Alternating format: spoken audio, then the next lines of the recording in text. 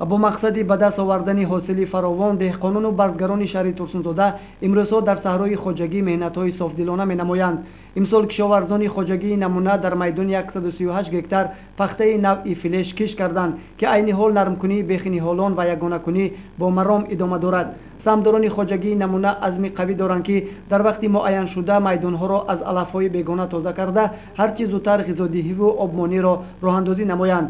бригадири бригадаи рақами 4 маҳмад икром негматов дар ин бора чунин иттилоъ медиҳад. обчода ордодан бо ҳами пагаю пагай дига маоша метиҳанд гап задан ҳами хел ки маоша метиҳем музди меҳнат орда метиҳем гуфтан худо хоҳа ҳаракат мекунем ки то 30-35 сентиметр ҳосил гирем. хоҳе тозира нашида оли шира ягон ҷойда ман надидам. дар бригадаи рақами 4 ҳамин хоҷагӣ низ дар майдони 22 гектар пахта парвариш меёбаду ҳама самдорони хоҷагӣ сарҷамъи коранд. сарвари бригадаи номбурда Нуриддин Тошбобоев ҳини суҳбат гуфт ки мо деҳқонон барои ба даст овардани ҳосили фаровон ва иҷрои дурнамои нақшаҳо саҳми арзанда мегузорем. пахта майдон киш кардагим 21 гектар ташкил мекунад. хуш коргарон ҳамин рӯза қариб 30 нафарам обчиёқати пахта нарз якум култиваса бировардем ягона човга карда истодем. нақш намо пахта нағзай бо хизмат карда истодем. мегуфтед ки бар зидди ҳашаротҳои зараррасон кай кор карда мешавад? аллакай маълум ки не ҳозир зидди ҳашарот кор кардан дар кор вақтш омад. ҳашарот чӣ карда истодем хаки и баъди об мондан лиғат мекунад алафа тоза карда истодем калхоша дида истодем нағз ҳозир кор кунеш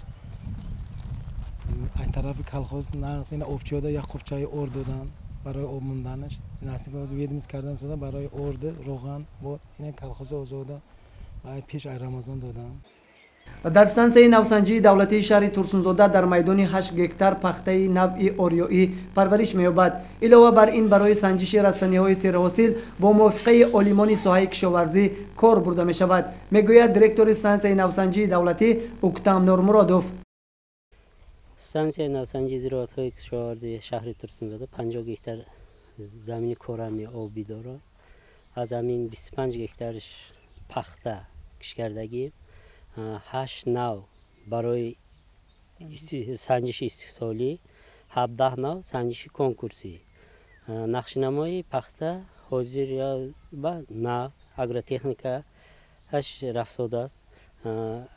қариб ягона бироварда култиватсия бировардагим чобиқ бировардагим камакак ягонаш мондагӣ я 2-3 рӯзада ягонаям до охир мерасонем. як бор ай култиватсия бировардем аку баъди ягона дуюм бор култиватсия карда агротехника карда истодем. дигар зироатҳои кишоварзӣ и гандум сабзавот ҳамаш нақшинамош нағз ҳама қувваи корӣ мерасад. мавсими коргоро ҳаст. 18 нави гандум ай ҳами 8 навиш ватанӣ нақшинамош нағз ай вазорати кишоварзӣ омода ай санҷиш гузарондад. и мақсади мо ҳами тухмиҳое ки истиҳсоли ватанӣ истиҳсоли хориҷая ай санҷиш гузаронда деҳқонода тавсия доданд ки ҳами кадом навҳо ҳами мода мутобиқанд корида ягон чиз гирифта мумкин. як хеле навъҳо ҳаст ки ва и табиати худ мода мутобиқ нест. ҳаминода мо тавсия наметиҳем.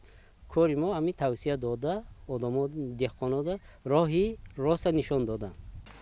ногуфта намонад ки мақсади фаъолияти стансияи навсанҷии давлатӣ дар шаҳри Турсунзода парвариши зироатҳои баландсифат мебошад. кадоме аз ин зироатҳои кишоварзӣ дар обу хок ва иқлими Тоҷикистон тобоваранду ҳосили дилхоҳро ба бор меоранд, дар хоҷагиҳои дигар шаҳру ноҳияҳо киш карда мешавад. Собирҷон Саидов, Зафар Ҳасанов, шаҳри Турсунзода, ҷаҳоннамо.